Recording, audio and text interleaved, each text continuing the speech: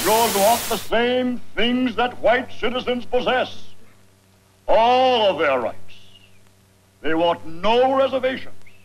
They want complete equality, social, economic, and political. And no force under the sun can stem and block and stop this civil rights revolution which is now underway. The people who started the movement and propelled the movement had by and large come out of such trauma from violence and discrimination and poverty, and yet they created a movement that was built on idealism and nonviolence and in many ways generosity of spirit. It has been moved and seconded that the resolution as read will be received and adopted. Are you ready for the question? That was the day that we started a bus protest which literally electrified the nation. One woman, a seamstress, tired after a hard day's work, got fed up with her 40 years of living under Jim Crow because one woman said, "I have had enough." And suddenly, just like that, 50,000 voices answered, "Amen, sister, enough for us too." For refusing to give up her seat to a white man, she was arrested and fined, and the Negro people of Montgomery have refused to ride the buses ever since.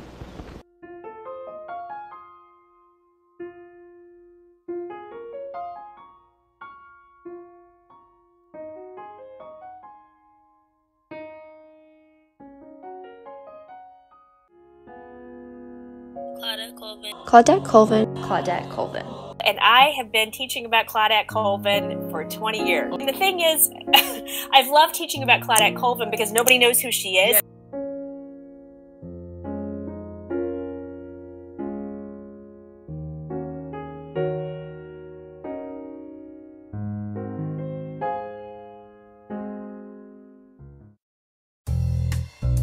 Claudette Colvin is an activist who was a pioneer in the civil rights movement in Alabama during the 1950s. On March 2nd, 1955, she was arrested at the age of 15 in Montgomery, Alabama, for refusing to give up her seat to a white woman on a crowded, segregated bus. During this time in the South, buses were segregated and the seats in the front were for the white people and the seats in the back were for the black people. Bus drivers enforced the segregation. However, there was a local law stating that black people could not be asked to give up their seat for a white person when it was crowded. Unfortunately, this provision of the law was usually ignored. Claudette, who was well aware of her rights, refused and told the bus driver, "It is my constitutional right to sit here as much as that lady's. I paid my fare. It is my constitutional right." I said I could not move because history had me glued to the seat. And they said, "How is that?" I said, "Well, it felt as though Harriet Tubman hands were pushing me down on one shoulder and Sojourner Truth hand was pushing me down on the other." She ended up being arrested and became the first woman to be arrested for violating segregation laws. She was charged with disturbing the peace, breaking the city's segregation ordinance, and assaulting a policeman.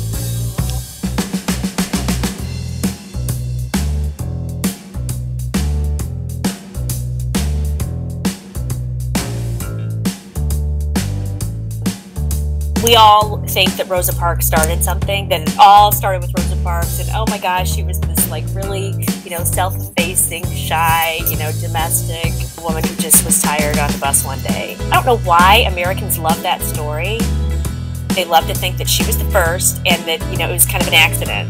She was just tired. In fact, the story, even of Rosa Parks, is so much more complicated than that. She was a real activist in her own right for decades before she refused to give up her seat on the bus. But one reason I like to talk about Claudette Colvin is that it shows that that movements make strategic decisions about what individuals they throw their weight behind. And Claudette Colvin wasn't the one that civil rights activists wanted to support in the 50s. They thought Claudette Colvin did not represent the face that they wanted to put on their movement. One, she was young. Two, she didn't have the moral impeccability that Rosa Parks later would bring to the table. 3, I believe she was not married and pregnant. I heard a story with her where she claimed that another thing that she thought worked against her came to getting NAACP support for her effort to challenge racial segregation on the buses is she thought her hair texture was a problem. She thought her appearance, that it wasn't just her behavior, wasn't just her age, her marital status, whatever, but it was also her appearance. And she thought that Rosa Parks had a middle-class, respectable appearance for a Black woman in the 50s that the men in the movement thought was going to be more effective. And you know what? They were probably right. The people who become historical heroes are not necessarily the people who were the most heroic or even the only ones who were heroic, but were often the ones who were chosen because they fit a particular mold that, movement leaders thought was going to get attention and achieve success. Claudette and 3 other brave Montgomeryans filed a successful lawsuit against the state of Alabama. Judges ruled that the city's segregated bus system was unconstitutional. It was a major breakthrough in the fight for civil rights. In 1969, she began work as a nurse's aide in Manhattan for 35 years, retiring in 2004. Ever since Colvin moved to New York, she was largely forgotten about. As far as Claudette Colvin's role, what's her significance? What historical significance she will take on? It's an interesting question. I think in some ways, because her life at the time that she resisted bus segregation was in many ways much more difficult than Rosa Parks' life, I think in a way that almost makes her seem more heroic in a lot of ways. Achieved equal rights as any human being deserves. That's what we're working for. What do you think the prospects are for achieving that goal? I think we'll be successful if we continue. How long do you think it would take? I have no idea.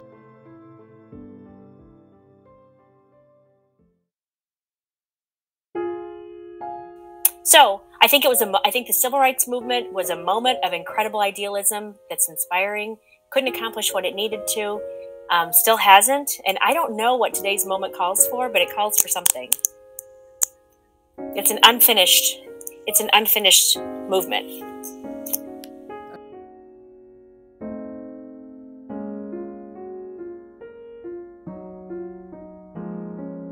I don't want your generation to look at the civil rights movement and see it as a failure. But I also don't want your generation to look at the civil rights movement and see it as a success.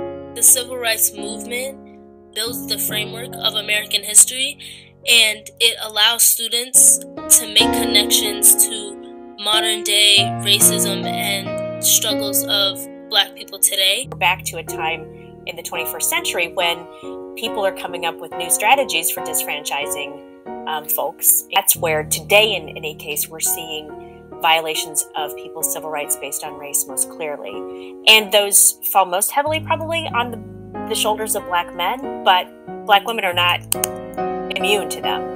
I want your generation to have a very complicated perspective on the civil rights movement, to see it as a moment, an inspiring moment when some real progress was possible, and when we could see that individuals who were propelling the movement forward and leading the movement.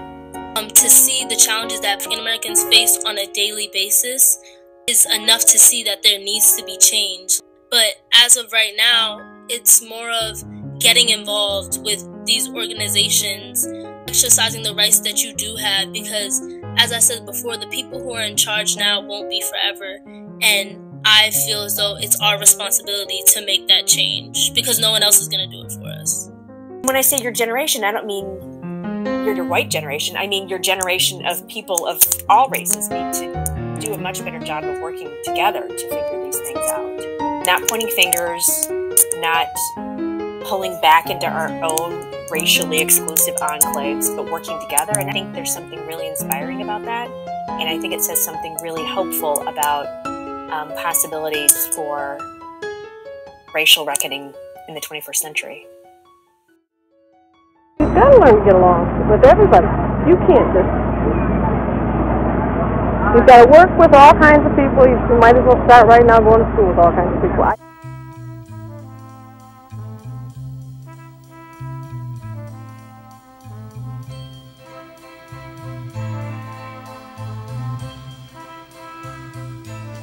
There must be lights burning brighter somewhere. Got to be birds flying higher in a sky more blue. If I can dream of a better land where all my brothers walk hand